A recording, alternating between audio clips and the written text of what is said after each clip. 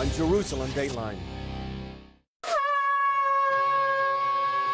This week on Jerusalem Dateline, we take an in-depth look at the history of the modern state of Israel through the eyes of its founders.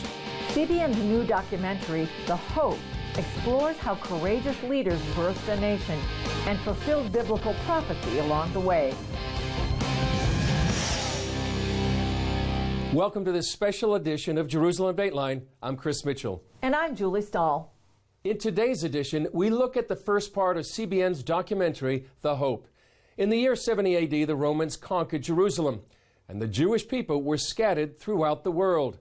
But even in exile, they celebrated Passover each year with a prayer of hope, next year in Jerusalem.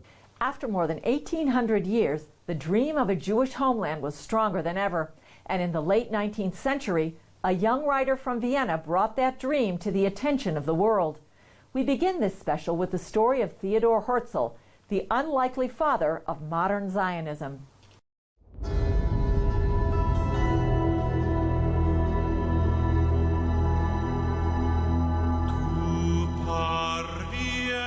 In 1893, a Viennese journalist wrote, "When I think of my son's future, I ask myself whether I have the right to make life so difficult for him as it has become for me. That is why we must baptize Jewish children, while they can still feel nothing, either for it or against it. We Jews must submerge in the people." In nomine Patris, et Filii, et Spiritus Sancti. It's not something you'd expect to hear from the man known as the father of Zionism. But those words were written by Theodor Herzl, who spent his life trying to solve what he called the Jewish question. Herzl was born in Budapest in 1860. At the time, the city was known as Judapest because of its large Jewish population. As a boy, he attended a Christian high school that was open to Jews. And on his 13th birthday, his parents held a confirmation ceremony instead of a bar mitzvah. Theodor Herzl was an assimilated Jew who came from an assimilated family. He was not educated in the Jewish sphere at all. He was very, very far from Judaism. His family later moved to Vienna, where Herzl earned a law degree. But his real passion was writing, so he divided his time between writing plays, working as a reporter, and looking for a way to end anti-Semitism. Theodor Herzl is the one who sort of pulls it together, but there are many. There are Christian ministers, there are rabbis, there are presidents, there are all kinds of people who are saying, wait a minute, we've got this problem. At one point, Herzl even proposed a mass baptism of Jewish babies in Vienna's largest cathedral. He believed that if Jews adopted Christian culture, they would finally be accepted by European society. But Theodor Herzl was about to get an assignment that would change his mind.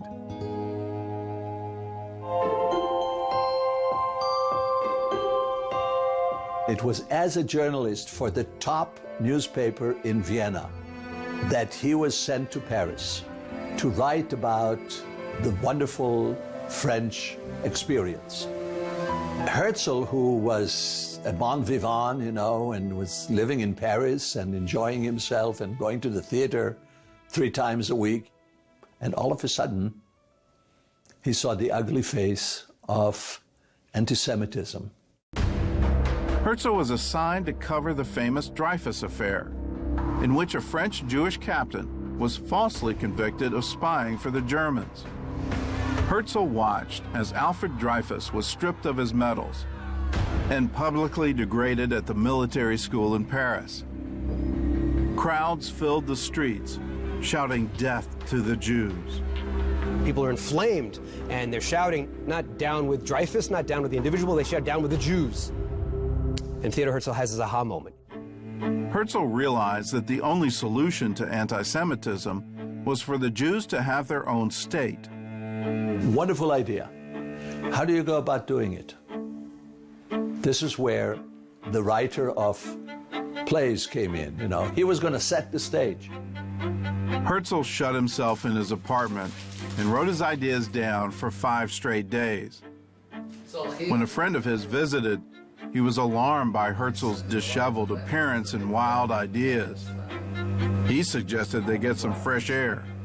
And as they walked, he told Herzl to get some medical help before someone hauled him off to a madhouse. Herzl paid no attention, and the following year, he published his most famous work, The Jewish State. Theodor Herzl, in his book, The Jewish State, dreams. And he talks about this new nation state being a beacon to humanity. He talks about it being a model democracy. Not everyone was thrilled with Herzl's ideas. Religious Jews thought it was blasphemy to reestablish the nation of Israel without the Messiah. Nevertheless, Herzl worked tirelessly to realize his vision. He even tried to buy the land of Palestine. He tried to create a situation where he will be introduced to the Sultan of Turkey, and he will buy the land of Israel from him. Boy, that's going to cost a lot of money. How is he going to pay for it? Well, he had the dream. He had an idea. He says, I'm going to take half of the riches of all the rich Jews. Well, of course, there was absolutely no chance that any of these people would do that. They did not want to see Zionism succeed, in fact. But he was convinced that that's the way to do it. When we come back, for the first time in almost 2,000 years, Jewish delegates from 17 countries gather for the first World Zionist Congress. In his relentless effort to gather his people back to Zion, Herzl forms an alliance with the first known Christian to support their cause for Zion. And as he wins the support of this Christian man, Herzl starts observing more Jewish traditions, no longer feeling the need to blend in with Christian Europe. In 1897, Herzl gathered Jewish delegates from around the world for the first World Zionist Congress. For this historic meeting, he chose the city of Basel in Switzerland. By the way, do you know why it was in Basel? It was supposed to be in Munich. And in Munich, there were Jews who called themselves Germans of the faith of Moses. And they said to him, we don't want this Jewish riffraff from all over the world coming to Munich.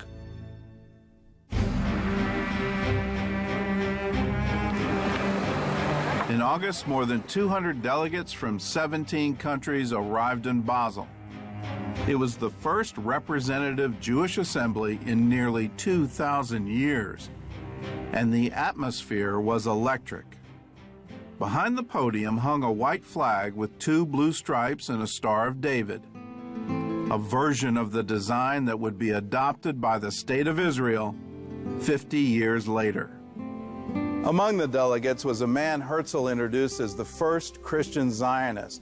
The Reverend William Heckler was the British embassy chaplain in Vienna. He was deeply interested in the return of the Jews to Israel, so he helped Herzl make some important political connections, and the two became lifelong friends. As Herzl walked to the podium, people cheered and stomped their feet. He opened the Congress by announcing, "We are here to lay the foundation stone of the house which is to shelter the Jewish nation." The applause was deafening. One English delegate described the excitement of the crowd. "By the rivers of Babylon, we sat down and wept as we remembered Zion. By the rivers of Basel, we sat down and resolved to weep no more." The beautiful thing about Theodor Herzl and the beautiful thing about Zionism is that it doesn't just stop with the negative.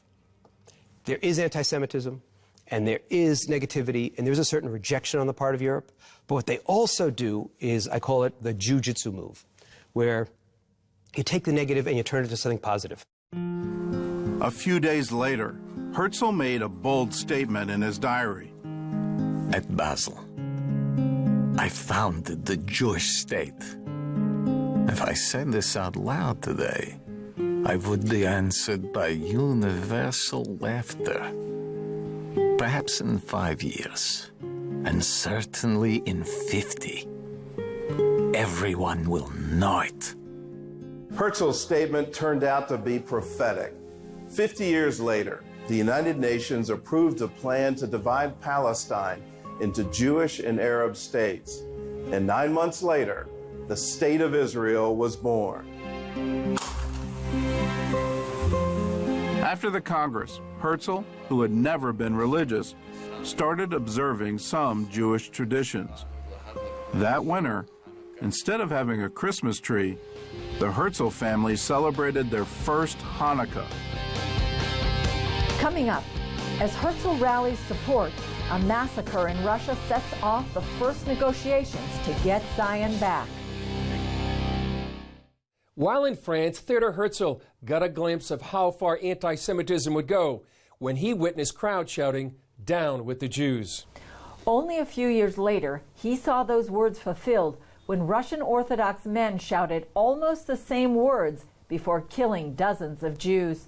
But as Gordon Robertson explains, that tragedy is what ignited the hope of going home to Zion. Despite growing health problems, Herzl traveled the globe, trying to get backers for the new state. He went first to Constantinople, then on to Jerusalem in hopes of asking the Ottoman Sultan for land. Then in the spring of 1903, the need for a Jewish state became more urgent than ever, as the world turned its focus on a small town in Russia.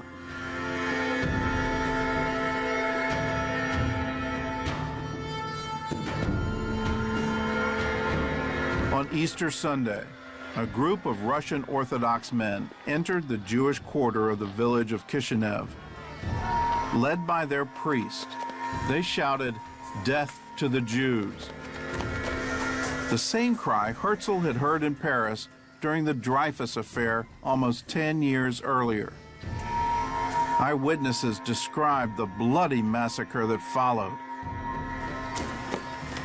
Wives, along with their husbands, were shot down.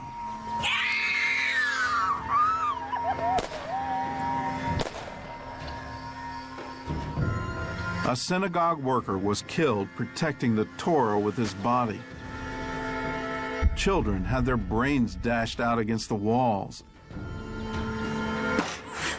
And even babes were snatched from the arms of pleading mothers and hurled through windows.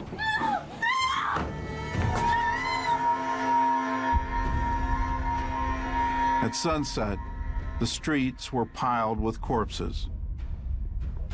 After 3 days, more than 40 Jews were killed, 92 were injured, and more than 700 homes were looted and destroyed.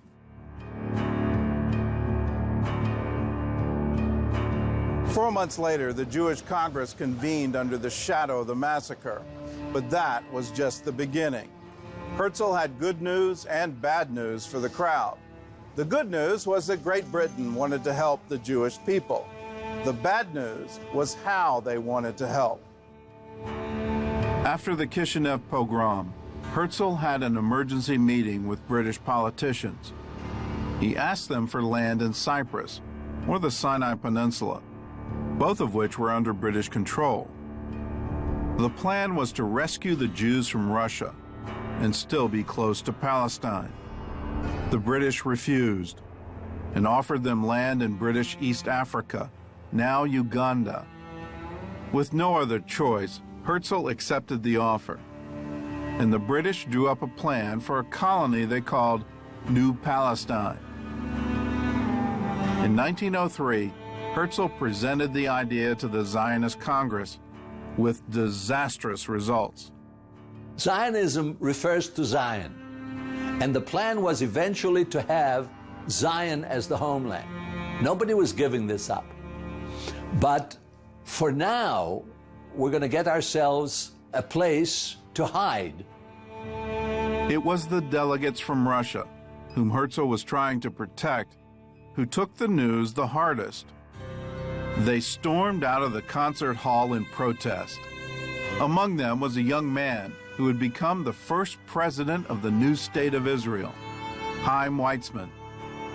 The Zionists from Russia hated the idea, so they basically mounted a revolution against him and broke his heart, and he had been dealt such a tremendous shock that everybody doesn't take his word for the gospel truth.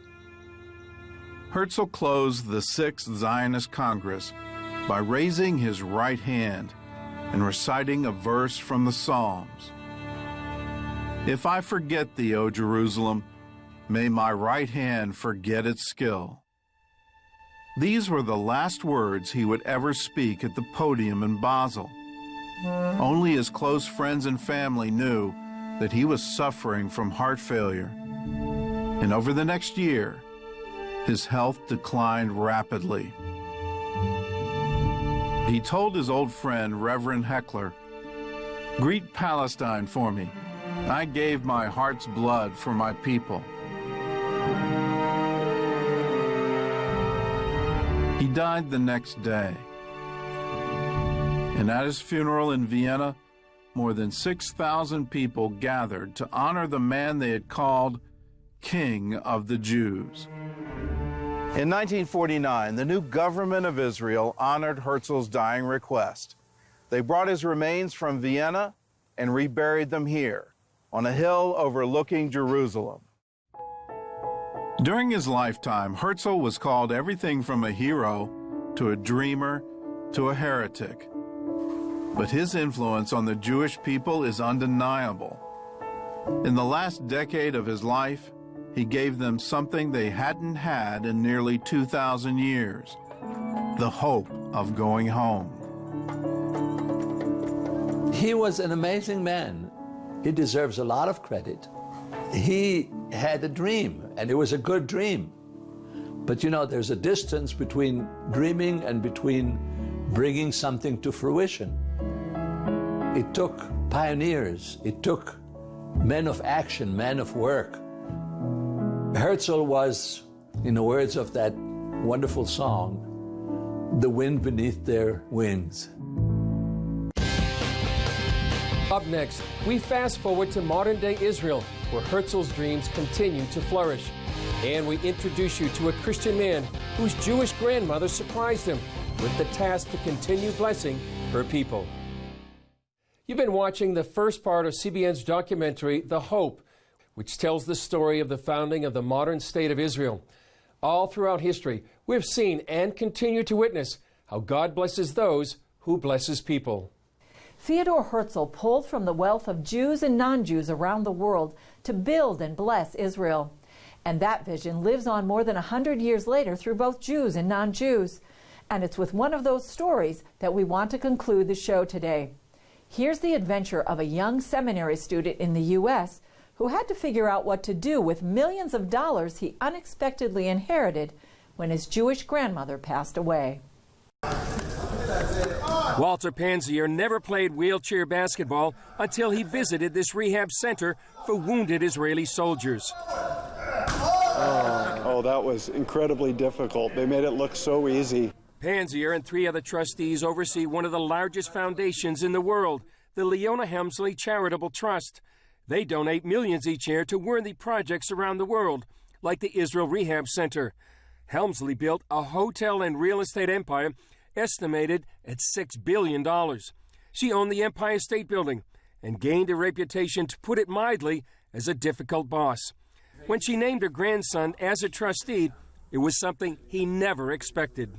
This is amazing. As a Christian, if you would have asked me 10 years ago, would I be standing here in Israel? I'd say absolutely not. As I went through my pastoral studies, if I was asked if I was going to be in Israel helping Israelis, helping the poor across Africa with our other projects, and helping people in the United States, I would never believe it in a million years. This is truly a blessing to be here. They support a number of projects in Israel, including one of the world's leading brain research centers. Fellow trustee Sandy Frankel feels it's always timely to bless Israel. Every time is an important time, and whenever now is the most important time tomorrow will be the most important time, even more important than today. And when you think about Israel, a flower flourishing in a tsunami of war and hatred and upheaval in this part of the world, and still it manages to flourish, it's a miracle. Absolutely. Israel is the light to the nations, and the world, I feel, doesn't understand that. There's so much where they're caught up on the conflicts that's going on in Israel. And there's so much more to Israel than just the conflicts. There's wonderful scientific research being done here. There's wonderful humanitarian aid being done here. That's not getting reported by mainstream press. During their visit, a terror attack took place in Tel Aviv, while a border incident flared along the northern border with Lebanon. Yet life goes on. And we hear the same thing over and over again, how strong the Israeli will is here, how strong the people are, even at horrible times with rockets coming in and at a brink of war.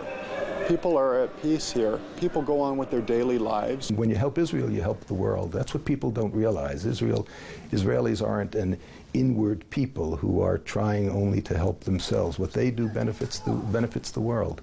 The story of Israel is an amazing story of hope, boldness, and perseverance in the face of adversities, and the fulfillment of biblical prophecy. That's all for this special edition of Jerusalem Dateline, The Hope. Thanks for joining us. Remember, you can follow us on Facebook and Twitter.